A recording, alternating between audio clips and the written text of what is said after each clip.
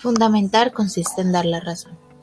Una de las tareas de la ética con respecto a la moral consiste desde antiguo en tratar de discernir si existe algún fundamento para la moral o si, por el contrario, tan buenas razones hay para ser moral como para no serlo.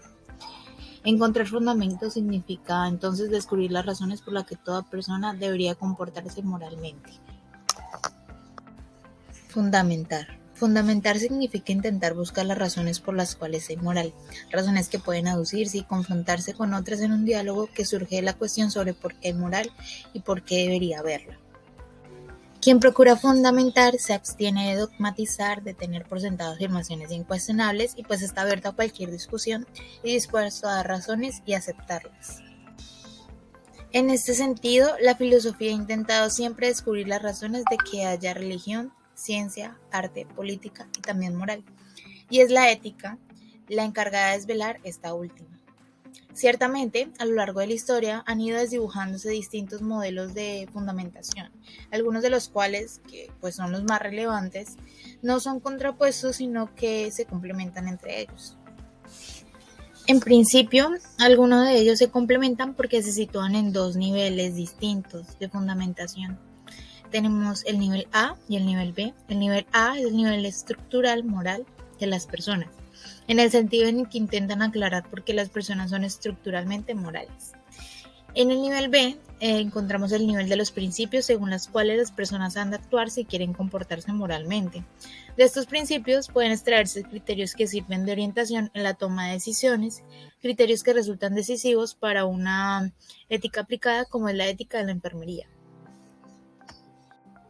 En Grecia nacen, entre otras, dos teorías que fundamentan la moral en el hecho de que los seres humanos tengan como fin de su vida la felicidad, y pues se ven obligados a elegir los medios más adecuados para alcanzarla. Este es el caso de la felicidad como autorrealización, que es uno de estos dos movimientos que nacen en la antigua Grecia, denominado eudemonismo, y constaba en que la felicidad iba a ser alcanzada cuando se lograra una autorrealización. Según esta tradición, que arranca desde Aristóteles, la felicidad es el fin natural y moral de nuestra vida, porque aunque tendemos necesariamente a él, pues a alcanzarlo, depende de que sepamos elegir los medios más adecuados para llegar a él. Como somos seres pensantes y dotados de razón, actuaremos de acuerdo en ella, y si en vez de tomar decisiones precipitadas, deliberamos serenamente y elegimos con inteligencia, pues podremos llegar a alcanzar la felicidad. Quien actúa así ejercita la virtud de la prudencia, que es la virtud de la inteligencia llamada virtud dianoética. Según esta tradición, importa pues ante todo llegar a ser prudente, y es prudente aquel que reúne características como las siguientes: saber elegir. Al elegir no tiene en cuenta solo un momento en concreto de su vida, sino lo que le conviene en el conjunto de su existencia. Por eso piensa muy bien antes de conseguir los bienes y establece entre ellos una jerarquía para obtener en su vida el mayor bien posible. Quien elige pensando solo en el presente y no en el futuro es imprudente, y lo que es idéntico a ser una persona inmoral. Fines buens hábil. El prudente se propone siempre fines buens. A diferencia de quien solo es hábil, alguien que puede ser habilidoso en suministrar veneno y emplear su habilidad para matar. El prudente emplea sus habilidades para fines buenos, en este caso para sanar. Saber aplicar principios morales, que captan por una intuición intelectual a los casos concretos. En moral es imprescindible saber aplicar lo general en las situaciones concretas con prudencia, porque cada caso es irrepetible. Por eso la moral tiene que ser siempre principialista y contextualista, es decir, debe reconocer los principios morales y saber aplicarlos a los casos en concreto. Capacidad de discernir.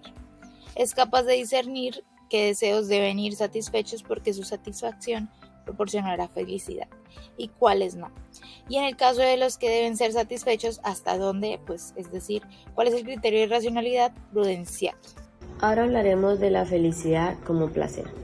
Entonces, otra línea de fundamentación de la moral en la felicidad es la línea hedonista. Y hablamos del hedonismo griego principalmente, donde Epicuro de Somos señala que la clave de una vida feliz es acumular la mayor cantidad de placer y reducir al máximo el dolor.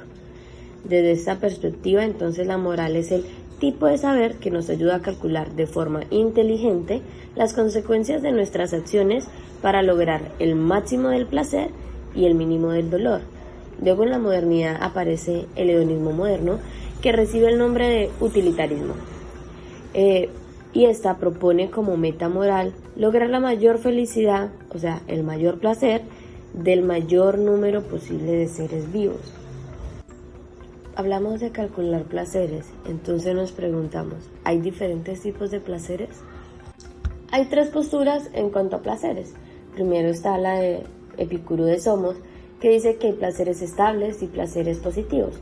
Placeres estables que consisten en la armonía producida por ausencia de dolor en el cuerpo y de turbación en el alma, y los placeres positivos como la alegría.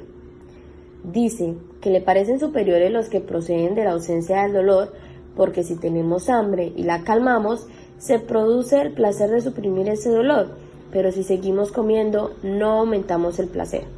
Entonces, si calculamos, ponderando qué placeres son más intensos y duraderos y cuáles producen menos dolor, obtendremos así el máximo placer posible. Luego está la postura de Jeremy Bentham, que cree que el placer puede medirse, porque todos los placeres son iguales en cualidad. Entonces, según la intensidad, la duración, la proximidad y seguridad, se podrá calcular la mayor cantidad de placer para el mayor número de seres sintientes. Por otro lado, Stuart Mill considera frente a Bentham que los placeres se diferencian por la cualidad y no por la cantidad, de suerte que hay placeres superiores y placeres inferiores.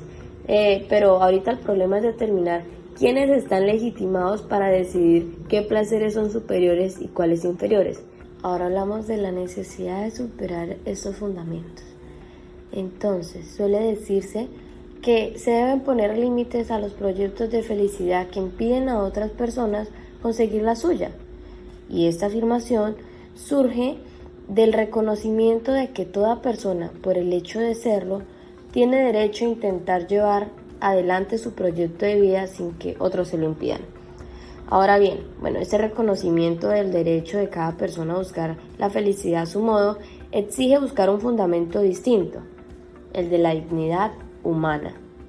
Y son las éticas deontológicas que, por ocuparse primariamente del deber y la justicia, proponen considerar como clave de la moral la dignidad humana y el respeto que a ella se debe. Entonces se proporcionan dos criterios para la decisión. Uno negativo, que es no dañar a las personas, y otro positivo, que es apoyarles en sus proyectos legítimos de vida. Con esto, en cualquier ética aplicada, como es por ejemplo la de la enfermería, se tendrá en cuenta las consecuencias de las acciones para los proyectos de autorrealización de las personas, pero siempre desde el marco ético de que son seres dignos de respeto. Así ninguno de ellos puede sacrificarse al bienestar de los restantes. Ahora hablaremos de la dignidad de la persona, clave del mundo moral. Primero debemos saber que para referirnos a los seres humanos, mujeres y hombres, usamos el vocablo persona. Es una expresión que a lo largo de la historia ha ido ganando connotaciones especiales que la llevan a convertirse en la clave del mundo moral. Entonces, si hablamos del respeto a la dignidad de las personas, exige al menos dos cosas: no dañarles y respetarles activamente, es decir, ayudarles positivamente a llevar a cabo sus planes de vida. Con esto decimos que la persona es, pues, un ser capaz de universalidad por ser racional y es dueño de una irrepetible individualidad. Y es la ética la que reconoce a los seres pertenecientes a la especie humana una especial dignidad. Entonces, a partir de este reconocimiento, se trata de discernir de qué son dignos esos seres y qué obligaciones debemos cumplir con ellos. Para que una persona sea libre debe ser autónoma, y este es el rasgo que le confiere la dignidad. La dignidad es una manera de tratar al hombre a diferencia de otros seres vivos, ya que se apoya en una particular calidad del ser que de individuo lo convierte en persona.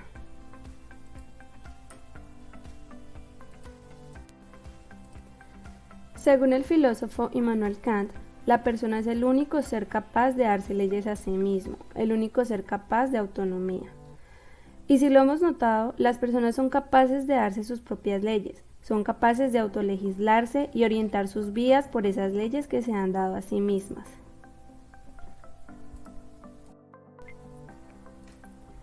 Obra de tal modo que trates a la humanidad tanto en tu persona como en la de cualquier otro, siempre con un fin al mismo tiempo y nunca como un medio.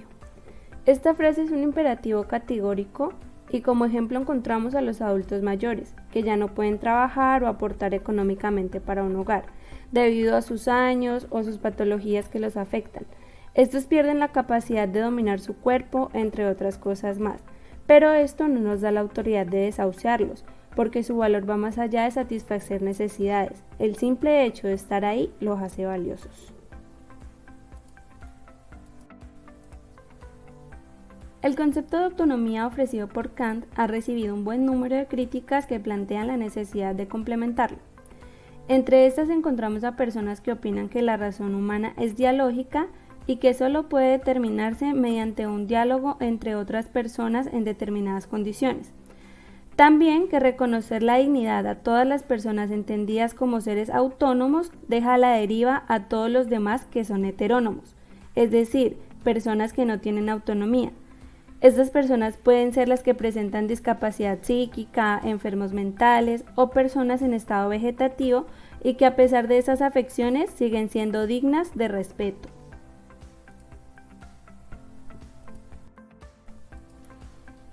Las personas siempre son consideradas sujetos activos con valor moral, y los sujetos pasivos con valor moral incluyen a seres como animales, artefactos culturales y el medio ambiente que no son parte de la comunidad moral, pero aún así se les debe proteger de daño innecesario.